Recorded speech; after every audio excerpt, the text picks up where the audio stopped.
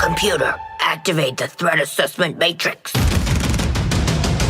Ooh. All right. Toys, loaded guns. What are we waiting for? We can work with that.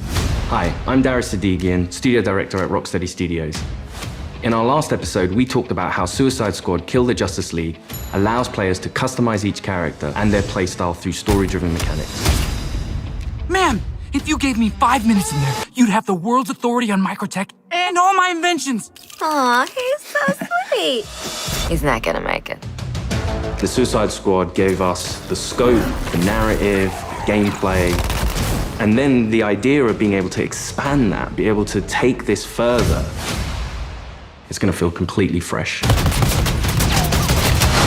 In that spirit, we want to deliver totally new content at no cost for those who purchase Suicide Squad Kill the Justice League. We're back in business. All right, let's steal this shit. Today we'll discuss customization options that draw from the full spectrum of DC Comics. You'll see emotes, rival taunts, outfits, and more. We wanted to have a game that was very focused, but this time we really want to expand out with being able to dynamically update, add new content, take on feedback, and evolve the game over time. For the first time ever, we'll give you a preview of what's to come after the credits roll on our main story campaign.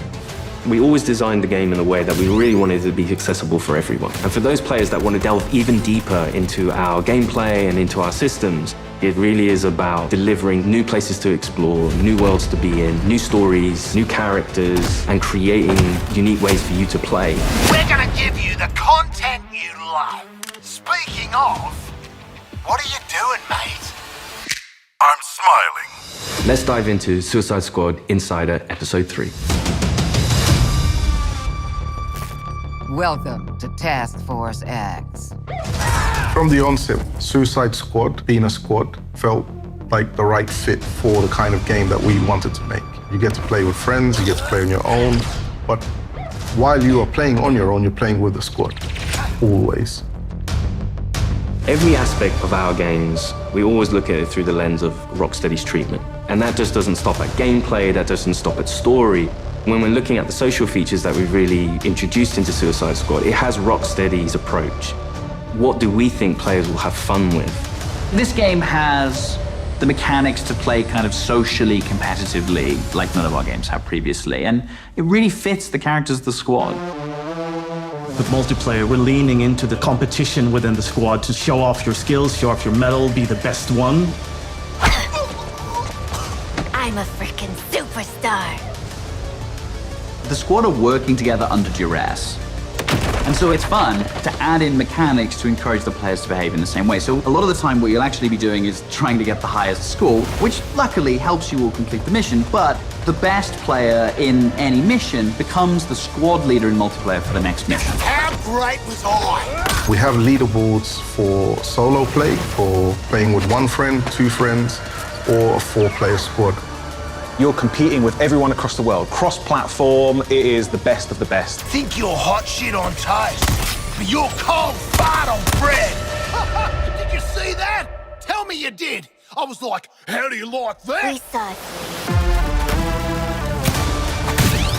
Outstanding!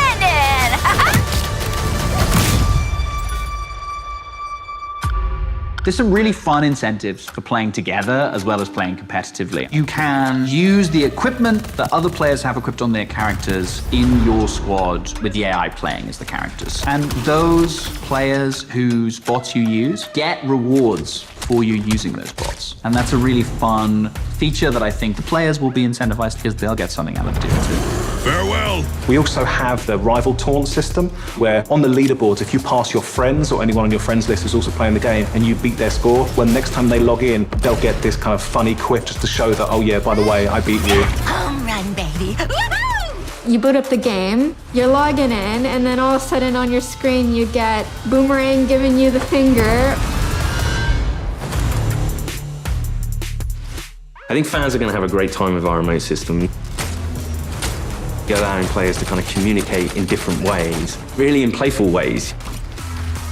As Rocksteady, as creators, this was another opportunity for us to really engage with our characters, extend the narrative through the players' choices with a very cinematic eye. Through the game, we offer many customization options and outfits to the player. You start off in the prison, you get your prison garbs, and then you evolve to the Task Force X outfits. Yeah, right. I was thinking something more fashion forward. The outfit customization in our game is vast, to say the least. With this game, Rocksteady will deliver a full story-driven campaign to players, including more cinematics than any previous Arkham game. For players who survived the war against Brainiac's forces and want to keep the adventure going, Rocksteady is ready. We very much knew we had a story to tell initially, and then we wanted to carry on feeding into that, and then changing up the gameplay to have a game that was going to evolve through post-launch content.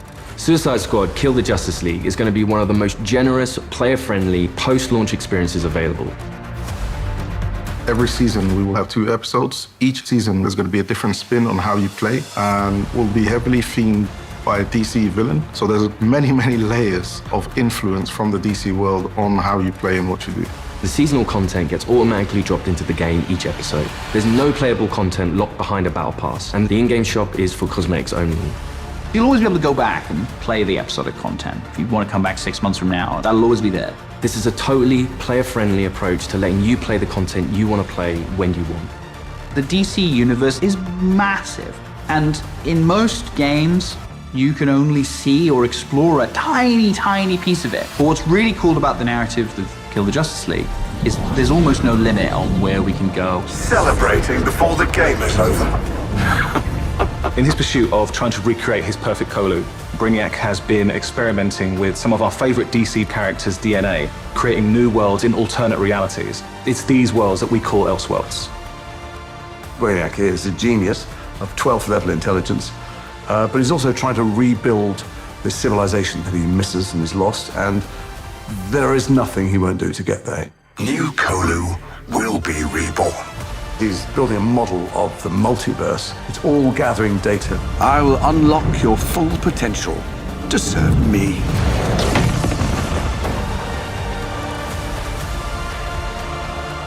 There's different versions of everybody in different universes, and their timelines have just diverged at some point.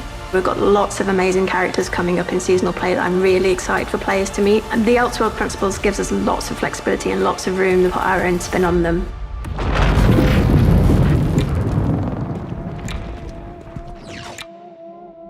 So we get to play with a bunch of cool shit from alternate universes, and then what? Retire? When Season 1 launches this March, you'll be able to unlock a new playable character for your squad, the Joker. At least buy me dinner first. The original Arkhamverse Joker has been dead for 5 years, but this is a new Elseworlds twist on the villain.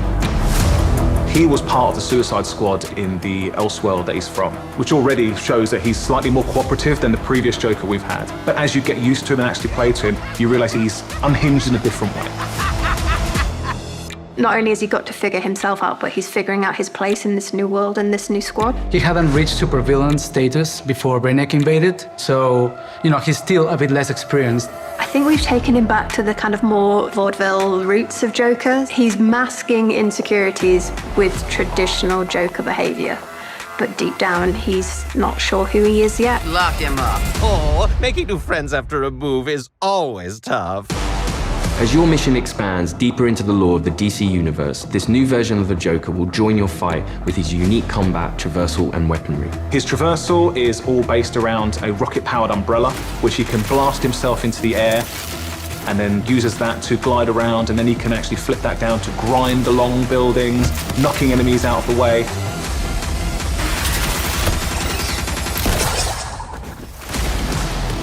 And the kind of frantic, vertical and horizontal energy that he has means you've always got to be moving and always attacking the enemies.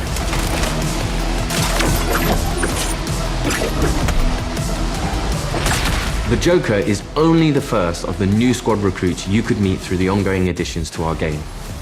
Over time, we can build up a library of characters that DC fans might not have expected to see in a video game, like a regular comic book release. I look forward to when the next issue's coming out. And in the same way, I hope people will look forward to the next episode from us. Whatever it is, I'm down. New environments, new characters, missions, challenges, gear, and more. All of this free content comes for players who own the game. We can't wait for you to see what the future holds. With Elseworlds, the possibilities are endless. How do you like that? Thanks for watching this series. We hope you'll join us for Suicide Squad Kill the Justice League, a third-person action shooter where some of the wildest villains of DC Comics join forces to save the world from its greatest heroes. No, that's mental. We're not doing that. God help us. Yeah. I think players are going to be surprised about the depth to which they can craft a character. It comes back to player choice and player freedom. Everything from melee strikes into gunplay, which you could then go into a traversal attack. All of the combat moves flow seamlessly into another. The squad can be garish, they can be loud, and playing together with your friends in a multiplayer space is a really unique experience that you can't get anywhere else.